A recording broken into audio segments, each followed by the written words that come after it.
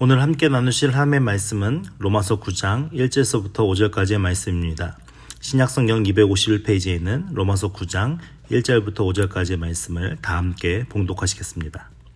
내가 그리스도 안에서 참말을 하고 거짓말을 아니하노라. 나에게 큰 근심이 있는 것과 마음에 그치지 않는 고통이 있는 것을 내 양심이 성령 안에서 나와 더불어 증언하노니 나의 형제 곧 골육의 친척을 위하여 내 자신이 저주를 받아 그리스도에게서 끊어질지라도 원하는 바로라. 그들은 이스라엘 사람이라. 그들에게는 양자됨과 영광과 언약들과 율법을 세우신 것과 예배와 약속들이 있고 조상들도 그들의 것이요 육신으로 하면 그리스도가 그들에게서 나셨으니 그는 만물 위에 계셔서 세세의 찬양을 받으실 하나님이시니라. 아멘.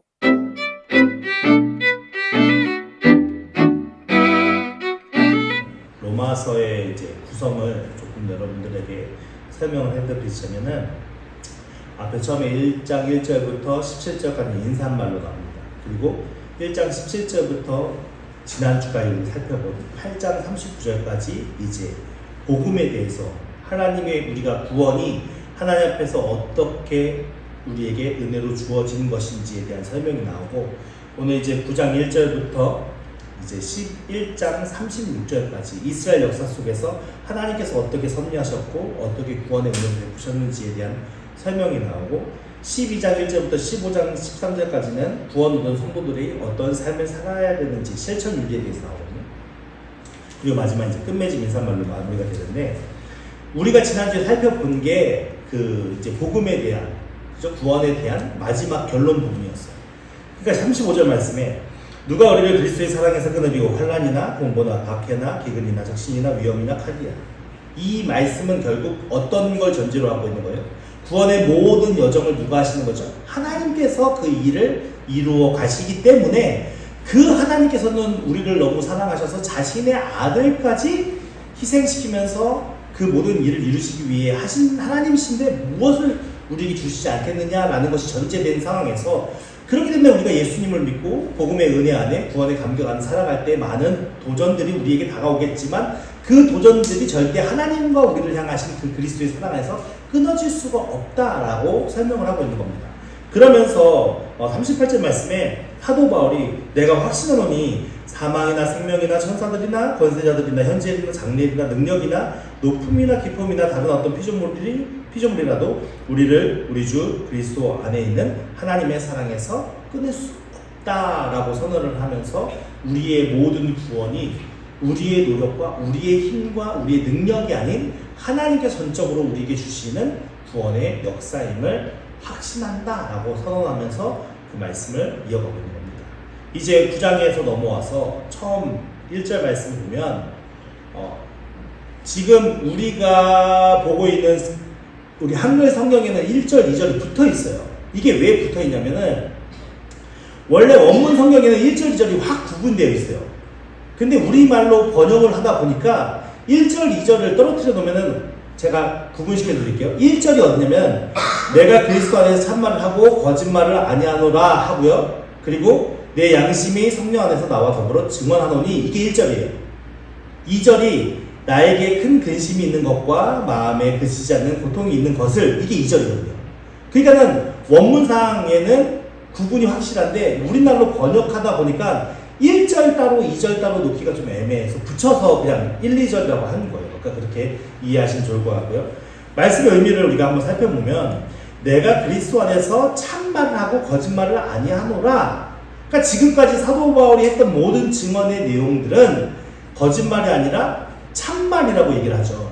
근데 참말이라고 얘기하는데 그 참말을 어디에 근거를 얘기하냐? 그리스도 안에서 참말이라고 얘기해요. 그러니까 그리스도 안에서가 참말이라는 것은 그리스도와 내가 연합되어 있다라는 걸 얘기하는 거거든요. 그러니까 내가 그리스도 안에 연합되어 있어. 그래서 나는 거짓말을 할 수가 없다니까 지금 이 말씀을 하고 있는 거예요.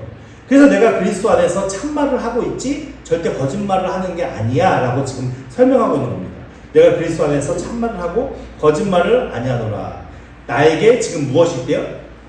네, 큰 근심이 있대요. 지금까지 복음에 대해서 막 신나게 설명을 하고 나서 지금 갑자기 구절이 딱 와가지고 내 안에 큰 근심이 있다. 근데 사도 바울이 갖는 근심이 무엇일까요? 자, 나에게 큰 근심이 있는 것과 마음에 그치지 않는 고통이에요.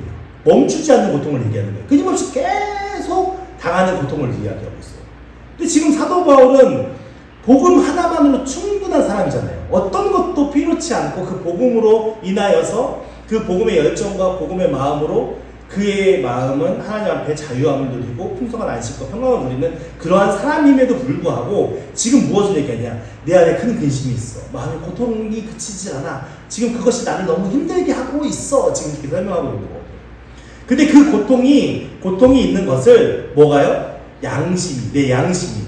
그러니까 헬라 문화도 그렇고 이스라엘 문화도 그렇고 양심이라는 것이 신이 하나님이 주신 우리에게 옳은 것이냐 잘못된 것이냐를 구별할 수 있는 능력이라고 믿었어요.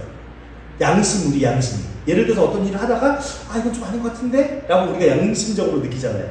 근데 그런 것이 하나님, 그러니까 헬라 사람들은 하나님 섬기는 건 아니니까.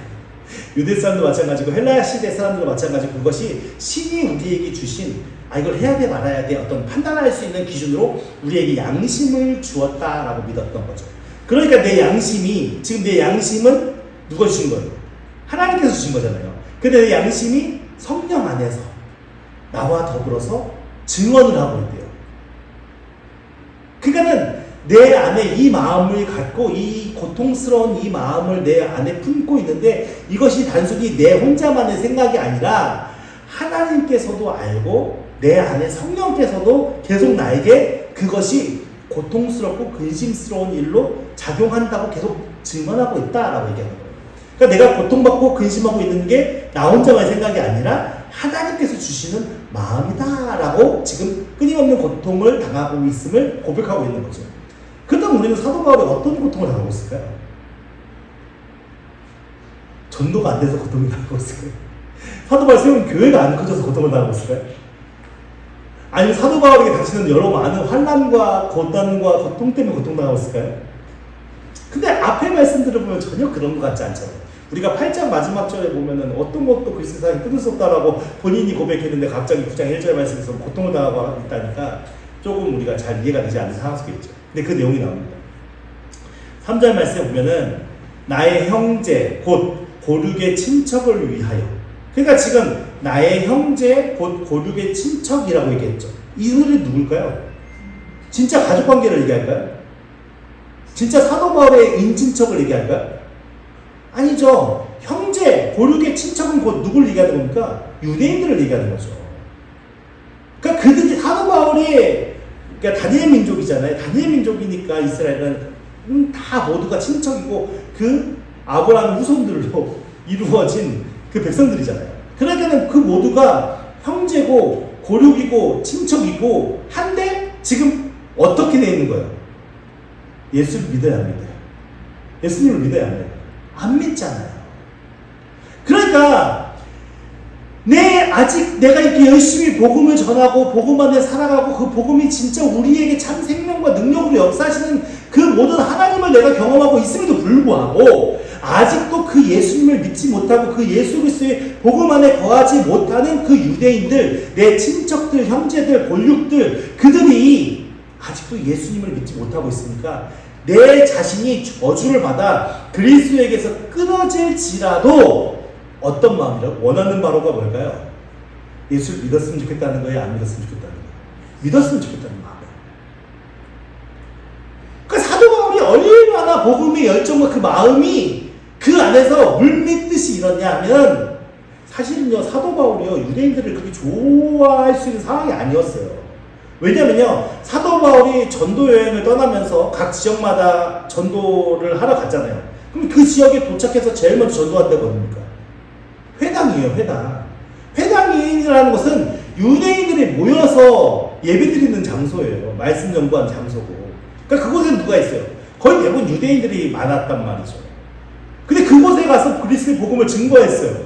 근데 그 회당에서 물론 사도 바울이 전하는 복음에 대해서 받아들이고 그렇게 회심한 사람들도 있지만 많은 사람들은 인정하지 않았단 말이에요. 어떻게 인간 예수가 신이신 하나님을 대신하느냐, 이 사상이 그들에게는 절대 용납될 수 없는 사상인 거예요. 그래서 그곳에서 회상에서 복음을 전하는 사도 바울이 많은 전도 지역에서 유대인들에게 핍박당하고요, 죽임을 당할 뻔하고요, 정말 많은 고통을 당했어요. 그리고 실상 예루살렘 교회에서도 어떤 일이 있었습니까? 베드로와 그의 사도들은 유대인들에게 복음을 증거하고 그 유대 교회의 주축 세력이 있잖아요. 근데 사도 바울은 이방인들에게 복음을 전하는 거였어요. 그 인간을 인정하느냐 마느냐의 문제로 맨날 그 다툼이 있었어요. 그러니까 사도 바울 입장에서는 유대인들은 사도 바울이 지금 하는 사역과 모든 일들 속에 동조한 사람도 거의 없었고요. 다 괴롭히는, 도전적으로 자신에게 다가오는 사람들이었어요. 그럼에도 불구하고 그 사도 바울이요, 야, 니들이 그렇게 하니까 벌받지 하나님, 이런 마음이 아니라요, 어떤 마음이냐면, 내가 정말 그리스도의 사랑에서 끊어지는 한이 있으라도 저들이 정말 예수님 믿고 구원의 은혜에 섰으면 좋겠다. 그것이 내가 평생 동안 끊이지 않는 근심과 고통으로 하나님과 성령님이 그 모든 마음을 다 아신다라고 고백하는 거예요. 그러니까 이 사도 바울이 얼마나 그 복음이 귀하고 소중하고 얼마나 그것이 저기 아니까는 자신의 삶의 모든 걸 다 내팽개쳐 놓고 복음을 위해서 자신의 모든 걸 다 헌신하는 그런 삶을 살지 않았습니다. 근데요, 이와 비슷한 표현을 한 사람이 구약에도 있죠. 누굴까요? 모세가 그랬잖아요. 모세가 하나님께서 이스라엘 백성에게 분노하셔서 다 죽이려고 하셨을 때 모세가 뭐라 합니까? 네, 생명책에서 내 이름을 지워주시더라 저들을 벌하지 말아달라고 간구하잖아요. 결국 무엇이 하면 인생들이 하나님 앞에서 무엇이 가장 좋은 것인다는 것을 알았던 사람들은 자신의 모든 것을 다 내어주어서라도 그들이 하나님 앞에 온전한 모습으로 서기를 바랬던 그런 마음을 가졌다는 것을 우리는 알 수 있겠죠. 그러니까는 에휴, 너가 해야지, 너가 해야 돼 라고 얘기하는 게 아니라 내가 해야 한다고 믿습니다. 내가, 당신이 복음 전해야지, 당신이 뭘 해야지 라고 생각했던 게 아니라 내가 하지 못해서, 내가 그 일을 이루지 못해서 내 마음속에 계속 무엇이요? 안타까움과 끊임없는 고통이 그 안에 이루어졌다라고 고백하고 있는 거예요. 그것이 누가 주시는 마음이겠습니까? 하나님께서 주시는 마음이겠죠. 성령께서 주시는 마음이겠죠. 오늘 우리는 어떠한 마음으로 우리의 삶을 살아가고 있습니까? 우리가 복음을 안다면, 우리가 복음을 믿는다면 그 복음이 우리에게 얼마나 소중하신 것이고 귀중한 것인 줄 안다면 아직도 그 복음 앞에 서지 못하는 자들을 보면서 우리는 어떤 마음을 가져야 될까요?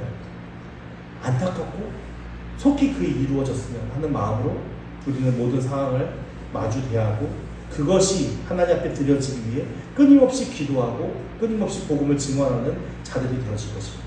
우리가 그렇게 복음 앞에 바로 서지 못하는 이유가 뭘까요? 그 복음이 그만큼 소중하고 귀중하고 값진 것이라는 것이 우리의 마음속에 점점 퇴색져가고, 우리가 하나님의 은혜를 알 때는 그 모든 것이 너무나도 간절하고 소망인 것을 알지만 우리 마음속에 점점 그 마음이 작아지는 거죠. 사도 바울의 이 마음이 오늘 우리에게도 가져지는 귀한 마음이 될 수 있기를 예수 이름으로 축원드립니다. 이 상황이 왜 사도 바울에게 더 안타까운 상황이 되냐면 4절 말씀에 그 자신들의 누구죠? 고류, 친척, 형제들이 그들이 누구라고요? 이스라엘 사람이라고요. 유대인이라고 하지 않았어요. 이스라엘 사람이라고 했어요. 왜 이스라엘 사람이라고 했을까요? 하나님 앞에 선택된 민족이라는 거예요. 하나님이 그들을 선택하지 않았냐? 아브라함을 통해서 이스라엘 사람이라고 그들을 택하지 않았냐? 그러니까는 그들은 하나님을 이미 알고 있는 자들이었고요. 하나님의 말씀과 모든 것을 다 받은 자들이었단 말이죠. 그러니까 그들은 이미 어떻게 했다고요? 그들에게는 무엇이 있었어요? 첫 번째로 양자됨이 있었어요. 양자됨이 뭐죠? 하나님의 아들이 되는 거잖아요. 이게 언제 알게 되죠? 출애굽기 4장 22절 말씀에 하나님께서 모세에게 말씀하시는 거잖아요. 너는 바로에게 이르기를 여호와의 말씀에 이스라엘은 뭐라고요? 내 아들, 내 장자라 하나님께서 이미 선포하신 거예요. 그러니까 이스라엘 사람들은 이미 자신들이 하나님의 선택된 하나님의 자녀임을 알고 있었단 말이죠. 보세요. 그 다음에 무엇이 주었어요? 양자됨이 그들에게 주어졌고, 그 다음에 무엇이요? 영광이 주어졌어요. 이 영광이 무엇이냐면 하나님의 영광을 경험한 걸 얘기하는 거예요. 성경에 보면 출애굽기 16장 10절 말씀에 아론이 이스라엘 자손의 온 회중에게 말하매 그들이 광야를 바라보니 무엇이요? 하나님의 영광이 구름 속에서 나타나더니. 그러니까 그들의 삶 속에서 하나님의 영광을 충분히 경험하고 하나님이 어떤 분이신지를 이미 다 알고 있는 상황이었단 말이죠. 보세요. 그 다음에 말씀이, 그 다음에 언약들을 얘기하죠. 언약들은 어떤 언약들이, 여러 가지 많은 언약들이 있었죠. 그런데도 신약성경을 얘기할 때 대표적인 언약 네 가지를 얘기해요. 그것이 뭐냐면 홍수 후에 노아와 세운 언약, 더 이상 홍수를 원하지 않겠다. 아브라함과 세운 언약, 너로 한 민족을 이루게 하겠다. 신의 산에서 이스라엘과 세운 언약, 너희들이 이 법을 지키면 너희들에게 복을 주고 너희들이 이 법을 지키지 않으면 너희들이 벌을 받을 것이다. 그리스도 안에 새 언약은 뭡니까? 예수를 믿음으로 복음 안에 구원을 받았습니다. 이 모든 것을 하나님께서 이스라엘과 함께 세우신 언약들이에요. 그죠? 근데 여기에서 하나님에게 유리한 게 하나라도 있나요? 하나님의 유익이 되는 게 하나라도 있나요? 다 이스라엘 백성들을 위한 언약들이었어요. 그리고 그 주체는 하나님이셨고 하나님께서 이 모든 것을 이루어 주실 거다라는 그런 언약들이었죠. 하나님께서 이루시겠다는 언약들이었죠. 그러면서 그 다음 또 뭡니까? 율법을 주셨죠. 그들에게. 그리고 예배가 있었고 약속들이 있었습니다. 그러니까 이 모든 상황과 환경 속에서 이스라엘 백성들은 무엇을 알아야 돼요? 약속들이 뭘 얘기할까요? 어떤 약속들입니까? 메시아가 오겠다는 약속을 구약에서 끊임없이 얘기했잖아요. 그래서 그들은 지금도 메시아를 기다리고 있죠. 근데 그들이 기다리는 메시아는 그들이 기대했던 모양이 아니니까. 예수님이 그들이 기대했던 사람으로서의 능력으로 오신 게 아니니까. 결국 우리를 구원하시기 위해서 하나님의 어린 양으로 이 세상에 오셔서 우리의 모든 죄를 대신 짊어지는 영적인 하나님 나라를 열는 그것을 완성하는 그 메시아로 오셨는데 이스라엘 백성들은 어떡합니까? 성경을 통해서 자기가 믿고 싶은 대로, 자기가 알고 싶은 대로, 자신들이 좋아하는 대로 그 하나님의 말씀을 받아들이다 보니 결국 메시아가 다윗과 같이, 솔로몬과 같이 그런 모습으로 올 줄 알았는데 어떻습니까?